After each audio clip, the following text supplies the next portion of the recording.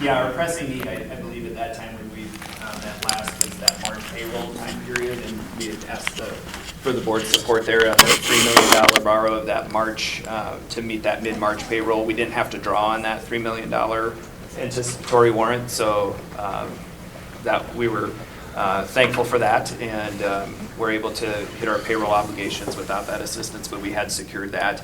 A big part of our work that I didn't mention in this meeting is also the report out from our interim CFO that is helping get those reconciliations and processes back on track. And so they've completed FY24, FY25 general funds completed through March. And so she's been working directly with our business office team on that end. Kurt's been primarily focused on some of the cash flow work with PFM to project out that need for the next fiscal year.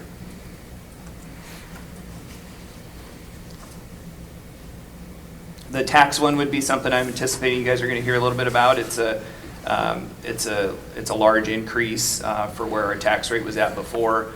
Our cash reserve levy for us to be able to generate, again, sufficient cash flow to deal with some of those ongoing expenses we have.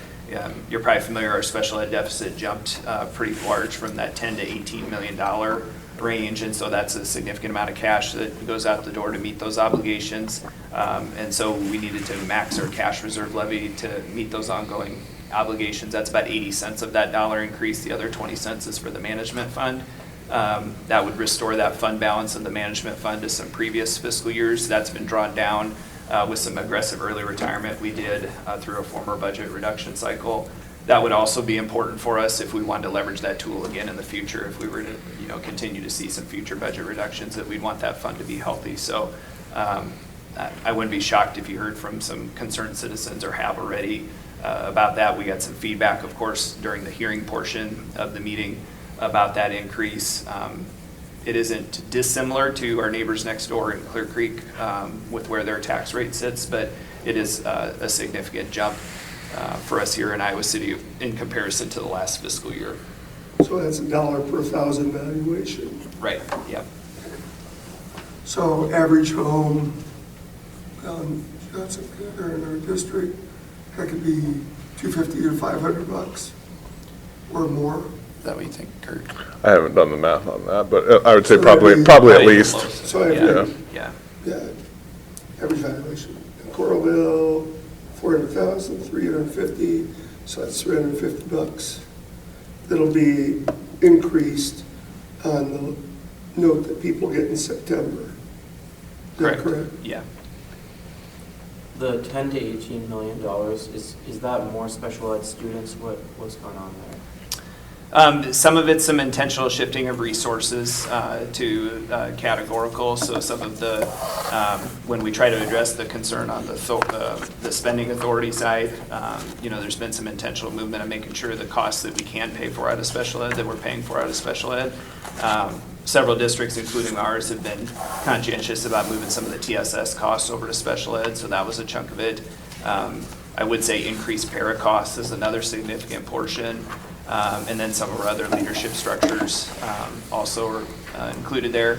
We have been engaged with the Department of Ed, again, like other districts, in a special ed review of those and been following up with them and their requests for information about appropriate expenditures in special ed.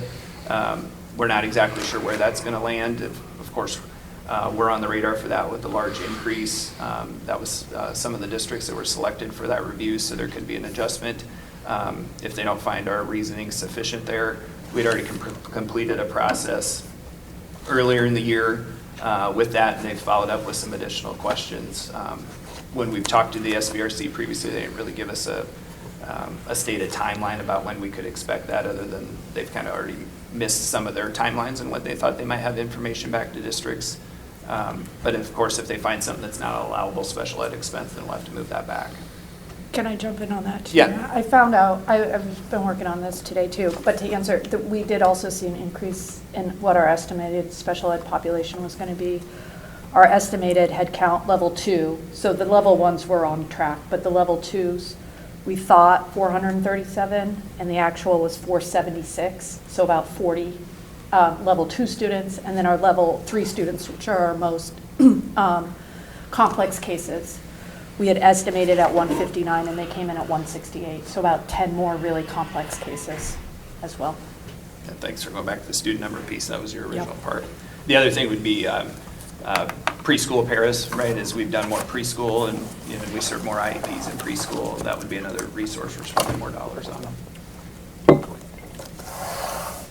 Just, how many kids do we have in kindergarten and how many graduating seniors do we have?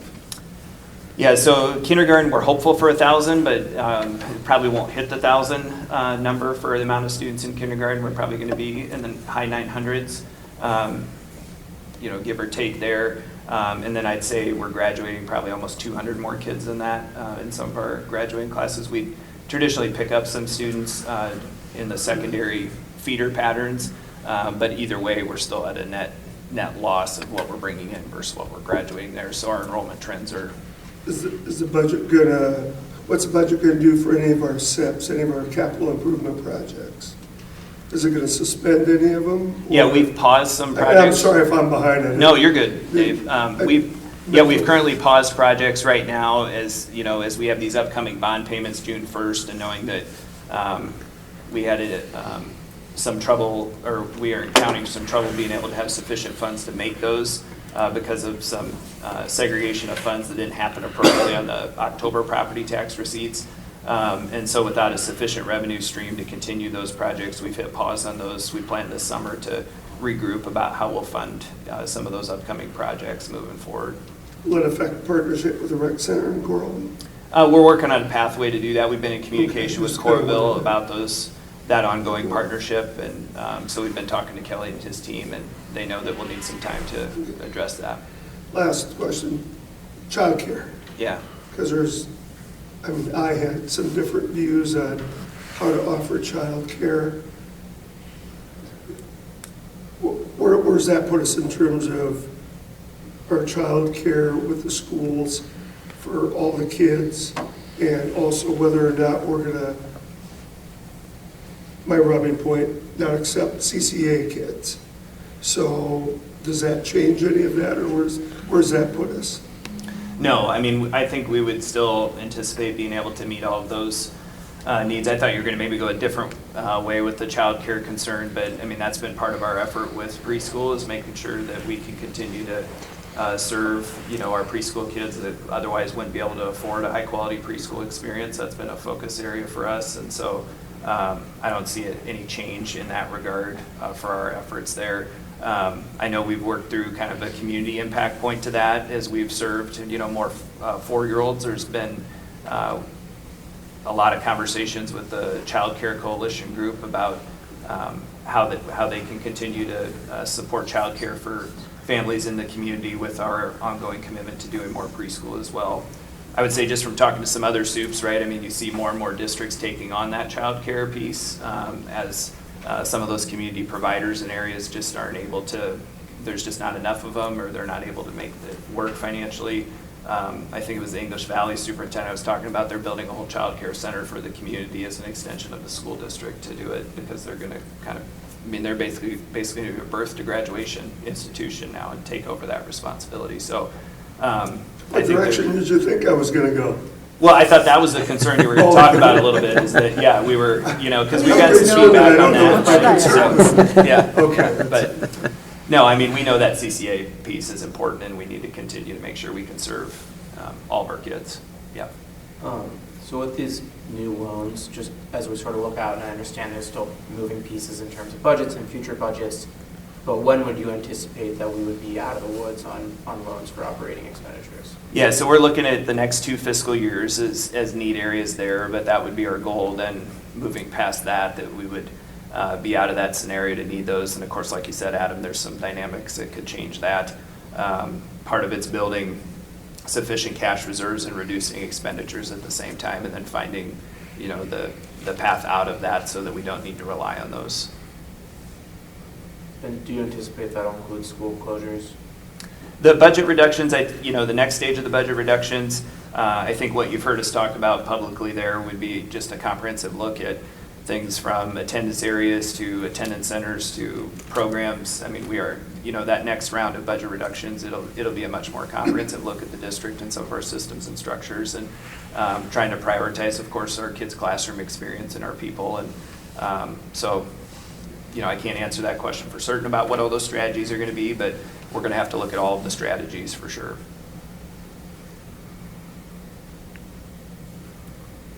So could go back to the enrollment difference between kids coming into kindergarten and kids leaving after 12th grade. To me, in part, that is reflection of the kids migrating into the district and who are older. And I think that's clearly a significant part of our overall enrollment is from that group of families.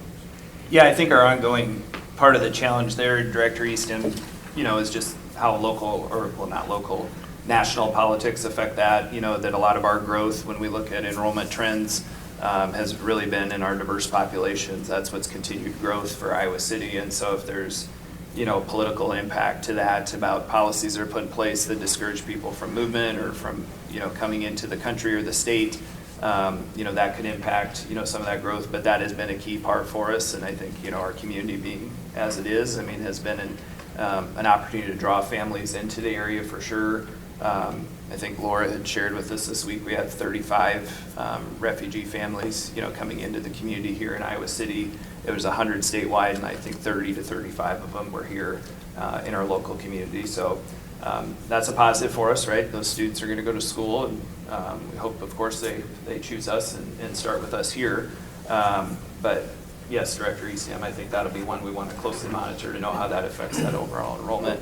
We couple that with the declining birth rates. I know that's what Director Lingo would make sure we want to. I'm just going to point out that kindergarten through fifth grade enrollment right now is at its lowest level since 2012-13 academic year. That's kindergarten through fifth grade. So that's where we are. Slightly higher that, it's between 2012-13 and 13-14 academic years. Yeah, the impact of the birth rates and then the choice, stuff that's happening too. And so we had a conversation about which of our even, or I know Director Lingo and I have had the conversation about which of even of our enrollment projections to show and use in our modeling, right? Right now we've kind of used the recommended one from our demographer, but what we saw last year would have been closer to the low model that they showed, that they had presented to us. So I think that'll be a piece for us too, just as we're working through our financial modeling to be pretty cautious and pessimistic on that growth until we potentially see something different. We'd rather plan for the worst and hope for the best. And if we get a positive change, then that puts us in a better position that way. If you look at birth rates, they tick upwards statewide for the next 2 years, and then they dip to an all-time 26-year low for the next 2 years, and then they're done. So you can only do 4 years out, right? So that's kind of the way that it goes. It upticks slightly for 2, then the lowest in 26 years for 2. And do we know what migration numbers look like? And we know what federal policy looks like. That will have a huge hammer on. Well, but federal policy has not eliminated migration into the district over the last several years. I think over this past year, I would say yes, it has significantly affected national. That was in December, they reported that we had the lowest growth as a country in like a century. Like we are at a net stagnation. So just if I can shift a little bit. So last time we were here, we talked a little bit about transparency for the community and then looking into sort of what accountability looks like. I know you talked at that time about emails that are going out to staff and parents. I'm just curious if you could give us an update on what you're hearing from families, what communication looks like right now in terms of that transparency piece. Yeah, we've stayed consistent. We'll put out another communication here this afternoon, probably when we're done. I'll hit send on the one to staff, and then Kristen will have a communication out to the community. I think we've really tried to provide constant updates about what's happening at the board meetings because not everybody can follow along on Tuesday nights, and we've been at a pretty aggressive pace here. And so we did some interviews for a new CFO yesterday, and it was it was impressive to hear some of their take on that too, about, how you continue to work on the rebuild trust avenue along with the transparent communication. I think we've, again, hit those kind of go-to strategies, Adam, but I think there's going to be probably a more in-person part we also need to consider, here as we move from the solutions we need to implement to make sure the institution's okay, then to, how we continue to follow up with our people. And so I don't think all of those have been deployed or used yet, but what we have tried to stay consistent on is the sharing back of information and making people aware of how we're progressing through as we go along. And so obviously there's still some action steps that need to occur here over the next 2 months too, but a lot of information was shared out this week. And as we get to the spring, I think it'll be incumbent upon us to look at what that, kind of ongoing engagement looks like for people too. I can confirm I did those emails. I can't confirm, but I've had a chance to read them all. Yeah. It's hard to give a picture of what's going on without being too comprehensive and losing people in it, but also enough information that they feel informed. So that's the sweet spot we're trying to find. I also appreciate the work that Matt and the staff are doing in terms of working on transparency, information going out to everyone. But I think we also need to pay attention about who we're not listening to. We are, as we've said before, a minority district. So, and I see, well, I can ascertain, people are coming to us and telling us that our financial situation is dire or whatever, being not the minority of people in the district of parents and students. The groups I'm associated with are not raising great concerns about our financial situation. They are raising concerns about calls to change our leadership because that leadership has materially affected their safety and climate and the attractiveness of the district because of steps that they've taken over the last few years to improve our climate and success rates for students of color in the district. So I would like to ask your support to helping us get a narrative that is not solely about hysterical financial issues, but a recognition that we have some financial issues that we're addressing, and that we have to look at the leaderships, the district leadership's overall effect upon all the students in the district. I think that, frankly, I think the tone of criticism has gone way beyond what's called for by facts and way beyond what's comfortable with parents from minority households. The tone of criticism from who? From the people that are doing the criticism. Who is that? But it's all whites. I'm not following your logic, but that's okay. I'll be honest, I think, there's going to be some very difficult decisions coming before the district because of the financial situation. And I think things like potential cuts to discretionary busing is something that impacts a lot of different communities in Iowa City. Things like school closures potentially. I think those are very serious. And I think, my district is very diverse. I speak to people in my district all the time, and they want to make sure that the situation of the school is good, and I'm confident that we can get there. But I think the finances of the school district are incredibly important, in particular for Latino, African-American children who, may not have other access to other support structures. Yeah, and you're certainly correct that they are important. My point is that the narrative that prevails about the current situation is not wide enough to address all of us, that everyone's interest and expectation.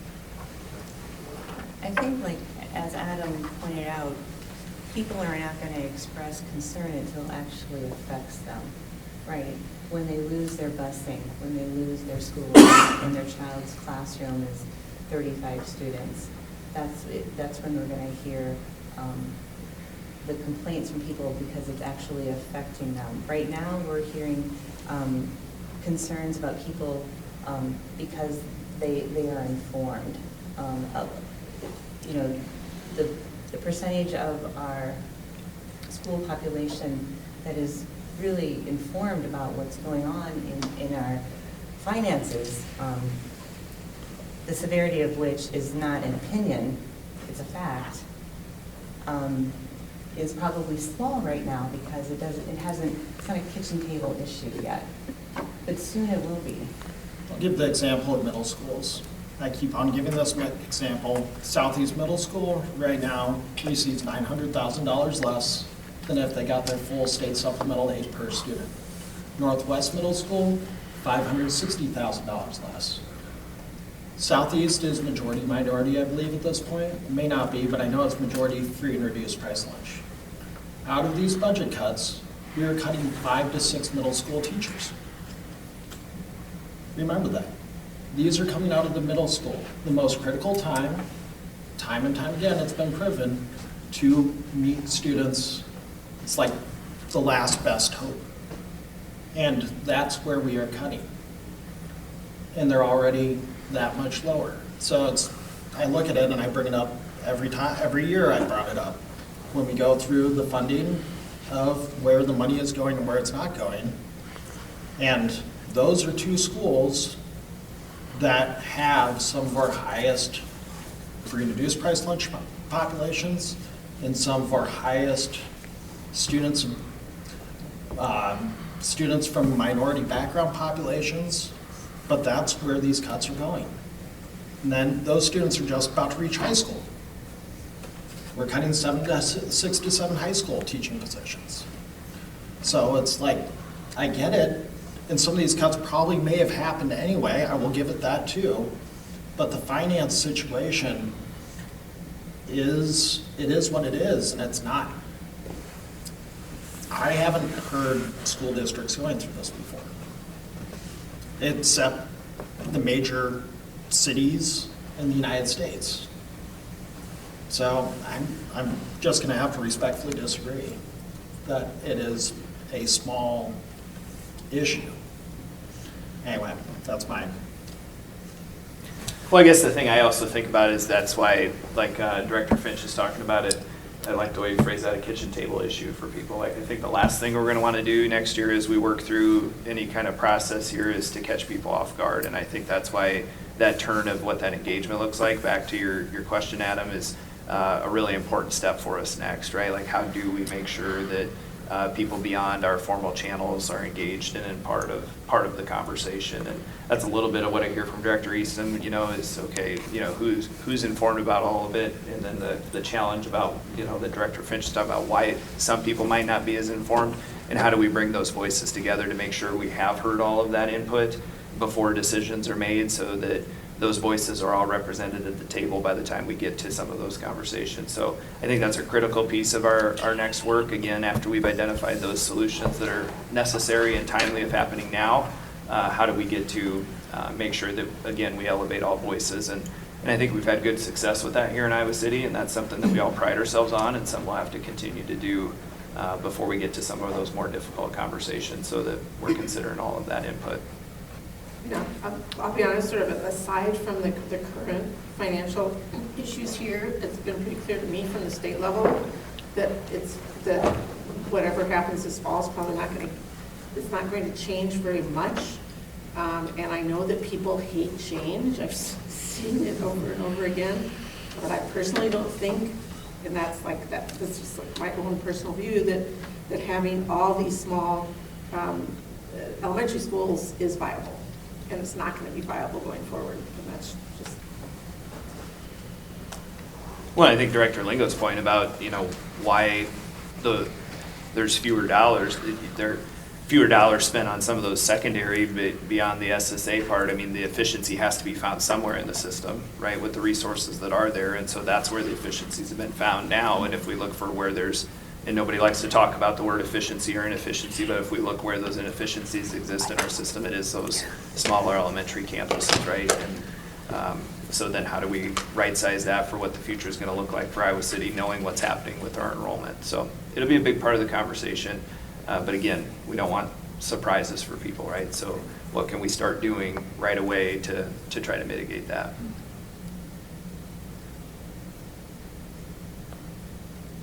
It seems to me that Just about to shift. We're about halfway through.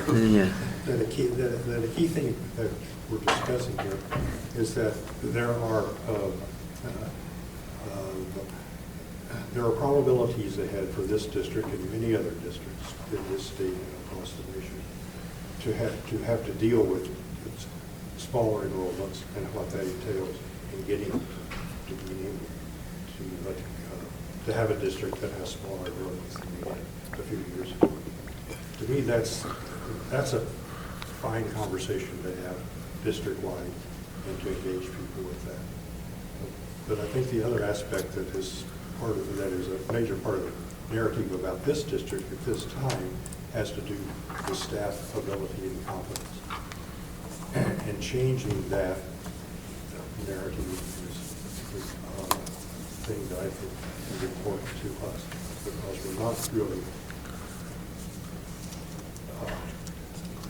we're not really faced with this future of staff inability and competence.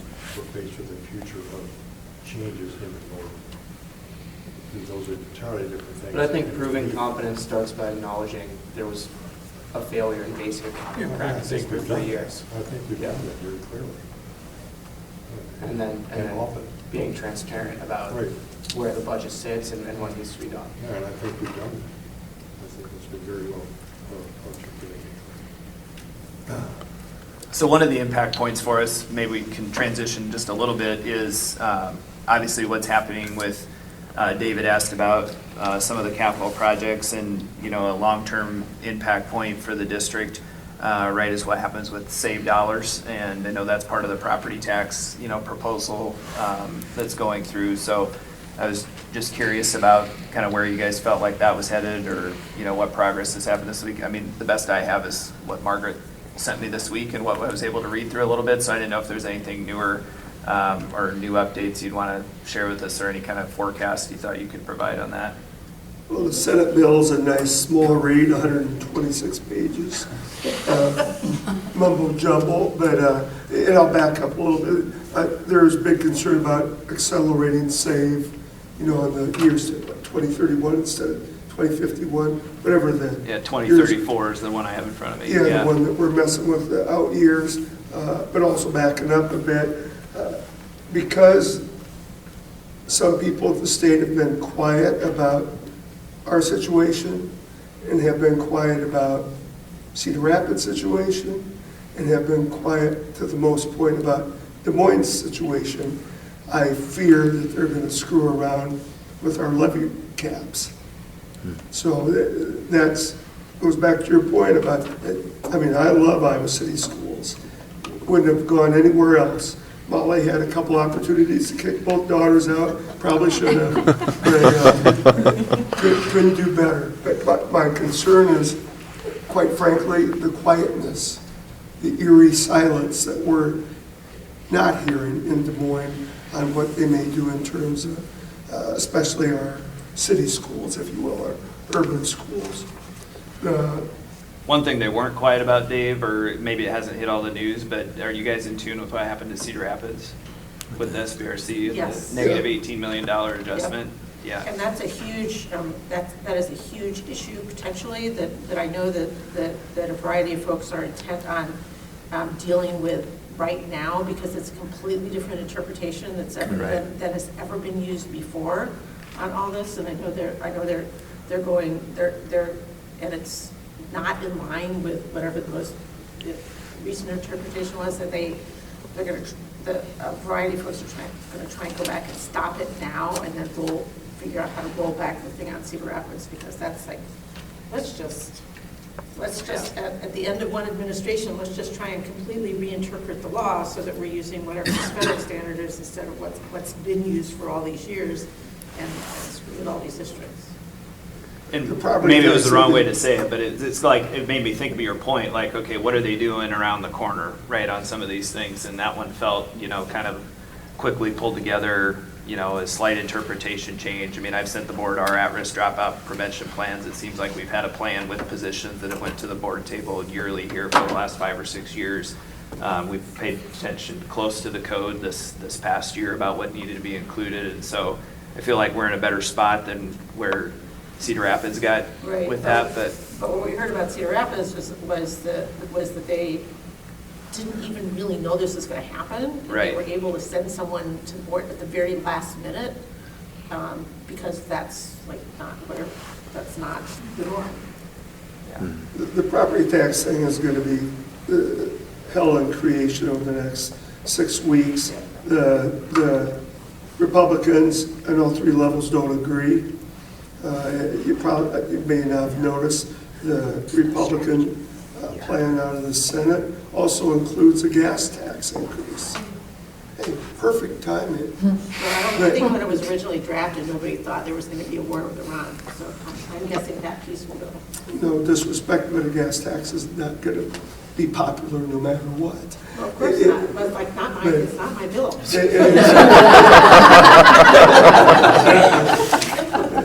And no disrespect, it sure ain't our bill, any of us. But I'm just bringing up that it's going to be real complicated. There are so many pieces. We did draft the side-by-side of the 3 or 4 bills that are out there. Dawson keeps adding pieces. Carter Nordman in the House is not very experienced in terms of property taxes, so I can't even predict how it's going to turn out. So it sounds good that we have a plan working toward the corrective action that can actually print out and send to people, kind of to your point, so people know what's going on. I just don't know what it's going to look like in 6 weeks. In fact, they've already told us that we will not adjourn on time. Didn't, yeah.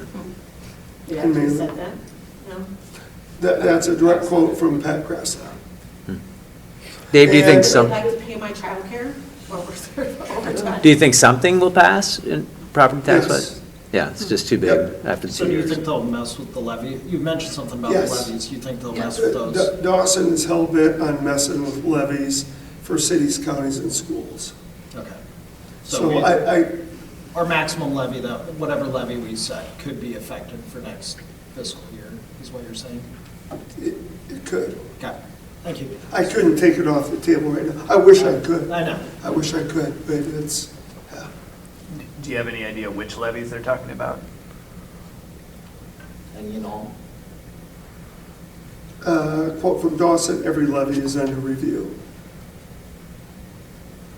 What does that mean? I don't know. The community colleges are concerned because 2 or 3 of their levies are targeted, the retirement, the debt service, and, gosh darn it, a third one. Yeah. But they have been mentioned in the meetings. So I honestly don't know which levies we're going to look at. It would be interesting on the cash reserve one, what they would do with the implications of, back. The cash reserve one, yes. Yeah. That's a big one. Yeah. Any kind of cash reserves, any kind of, for any entity, they are targeting that. They don't mind having, sorry, it sounds political, they don't mind having their own, but they don't want others to have them.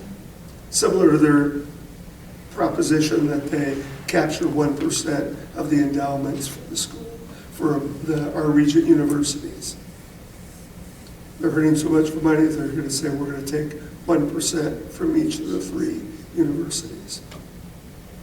I was just thinking about the implications of our cash reserve with the, federal special education law and need to deliver on those services, right? I mean, there'd be that'd be cascading impacts to districts throughout the states about different decisions they'll make on the level of service and opportunities they can provide to kids if the funding stream for that is is no longer there. I mean, that's how they've navigated the continual underfunding in that area, is right, that you cash reserve back for it, so if you, yeah, that'd be terrible consequences. I'm not sure logic is going to play a whole lot into Exactly. the final product. In my world, I would love it if it was, the final bill was just one that said, we're going to put your property tax bill in bigger font so people over 60 can read it. There's still mired in the argument that people don't understand their property taxes. Well, for those that care to read it, you can. Polk County does do a pretty good job too, but I just don't know. But yeah, it's an election year, they're gonna pass Yeah, the property tax bill. Yeah. Yeah. The other two I wanted to ask you guys about were the behavior bills, and then the one with the implication to PE and screen time, the Make America Healthy Again bill. Yeah. Any information or updates on those? So the behavior bills passed the Senate, I don't know where they are in the House. Going the other direction, that, the one with screen time and MAHA, we have not seen it in the Senate. And if we don't see it this week, unless it's going to get, it could always get glommed onto a budget bill or something. But if we're going to see it, we should see it this week. Yeah, because it's on, I don't, yeah. and I know that the head of Health and Human Services has been pushing back on chunks of that. So I have no idea, A, I don't know if we're going to see it, and B, I don't know if we see it, what form it's going to take. But I'll let you know if we do.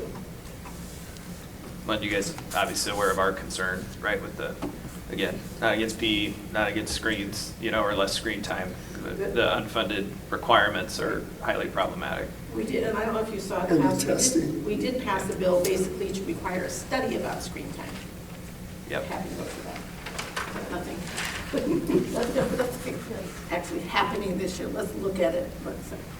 And I think that was what's meant to be the counterpart to what was running in the House. I like the screen time cap, but there's a lot of crazy stuff in that bill, so. In addition to the screen time, or I mean, you that the bill study? includes, every pharmacist has to provide over-the-counter ivermectin Yeah. on demand. That's right. It's wild. There's a lot in there. Yeah, Yeah. yeah. It's good having a Democratic brother who's a veterinarian. He just said, oh, screw it, double the dose for all of them. I'm sorry, we have a social media. Probably shouldn't have said It's being recorded. That's okay. His name is Dan. I don't know that any formal meeting is here today. And he probably should have been serving time a long time ago. If it was up to you. Like I said, he's one of my dumb brothers.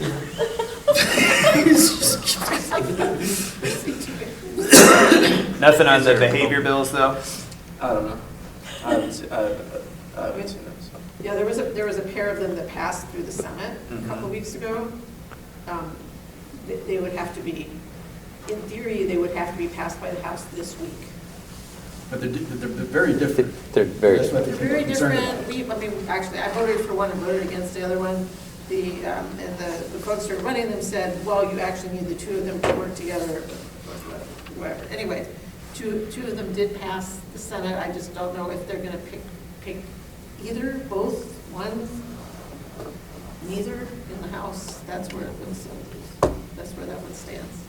So you guys need to report back on the behavioral health bills.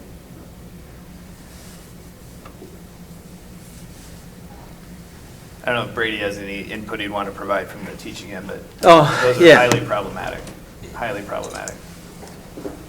And And I know I- it's probably with some good intent to try to help teachers, but I think you're really going to put teachers in a much more difficult position. Well, one of them, most of our caucus voted against because they said that we were told that it was mostly illegal, Yeah. according to federal standards and other things, which didn't seem a great thing to vote for. Yeah. So Yeah. the other one seemed more workable.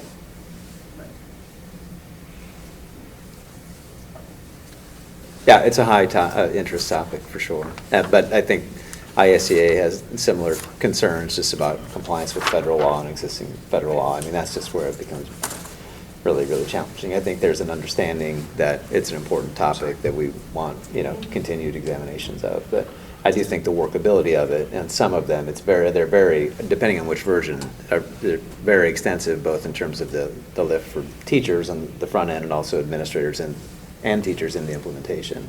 So I think that's part of the challenge, is just like how you would actually do some of the things that are required in the bills. So I think that there's, probably some agreement that, yeah, a lot of teachers would like to see something happen, but Sure. And I suggest, I'm going to throw my own colleague under the bus a little, I suggest that you reach out to Senator Donahue.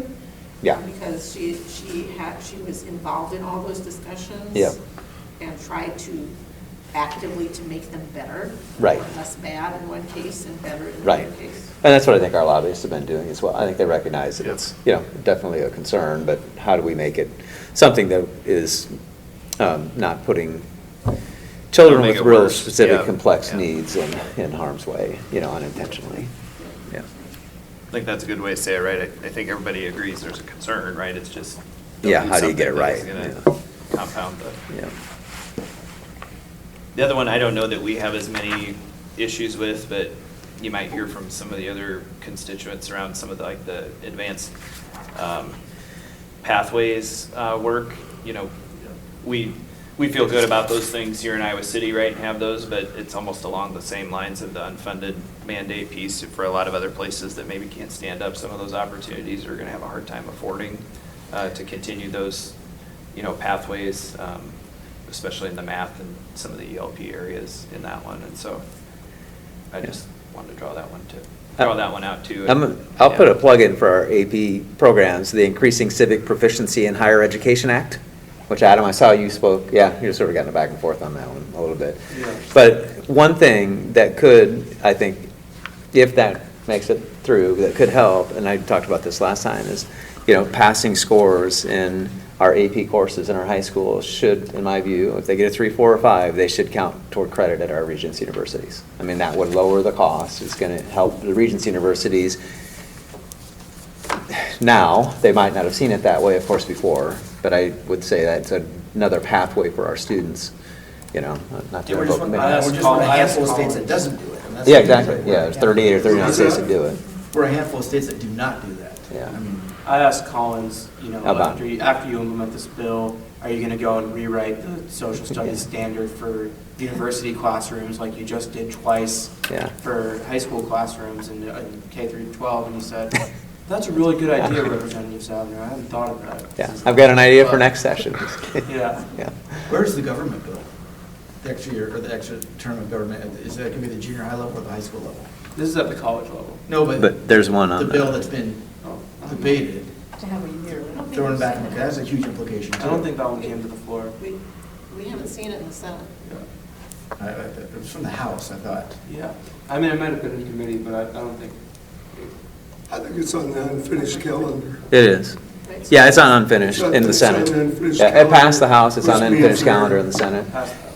Yeah, it did pass the House. Yeah, I share Mitch's concern about that. And I think the other concern I have is that, House File 2510 that we talked about before didn't make it through the second funnel, but I do have concerns that it could be, the text of it could become an amendment to the bill that's sitting there. So Senate File 2413, that's the civics bill that would increase civics requirements at the high school and the junior high levels.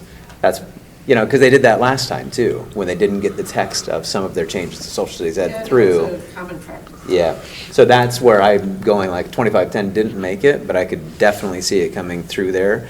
Because, the more we can continue to do, we just still have not seen anything from the Department of Ed about the civics test. Yeah. Right, which is like, and that's, obviously, if our colleagues bring it to the floor, that means it's going to pass, but Yeah.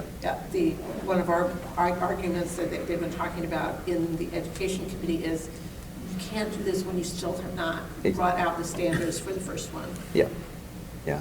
We just haven't seen a thing. And so, next year, our seniors have to take it and pass it. We just haven't even seen any of the pilot results. We haven't seen what the test items look like. So like any pressure that or ideas about how to exert pressure, that will be for some of our students, especially your senior year. There's some students who are doing Kirkwood courses and aren't on our campuses a lot. We're going to have to, I think all of us that know tracking them down to do the CPR certification is a task. But that's a much easier lift than what this is going to be.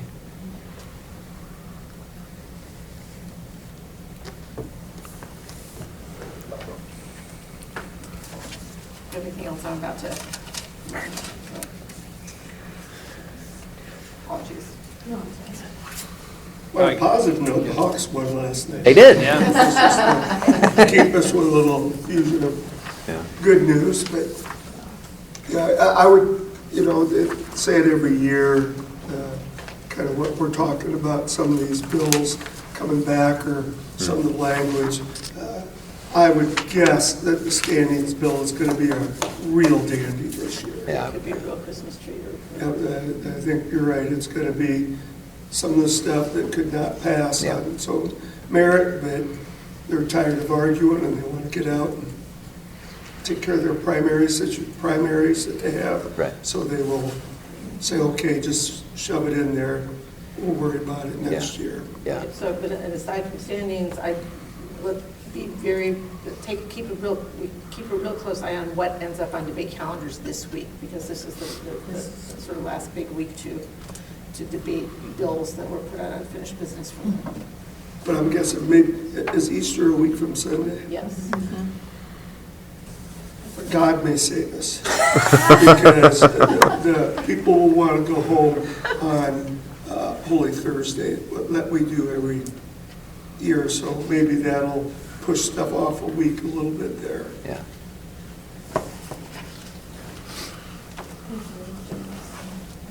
Thanks, Janice. If there aren't more comments, are there more comments? I'll ask for a motion to adjourn. Motion for adjournment. Second. All in favor? Aye. Thank you very much.